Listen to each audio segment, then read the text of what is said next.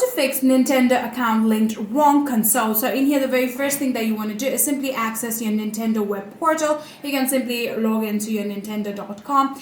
What you're going to do is make sure that you are logged into your account. Tap on the profile icon right here and then tap on login in order to log into your account. Now what you can actually do is deregister primary console. After logging into your account, you'll get into Nintendo dashboard. From here, what you can do is simply tap on your account right here again, and then you can tap on shop menu, and then from there, or you can tap on the cart item right here, you can get into shop menu, and then from there you can get into deregister primary console. Tap on it and then simply deregister it and see if that helps you fix the issue or not. Or else the very last and final thing that you guys can actually do is simply link the correct console. What you can do is open the Nintendo eShop again, and on the preferred switch console, what you can do is automatically register it as your new primary system. And I'm pretty sure that that will actually help you guys out. So if you guys do have any further queries, then please let me know in the comment section down below, and that will be it for this video.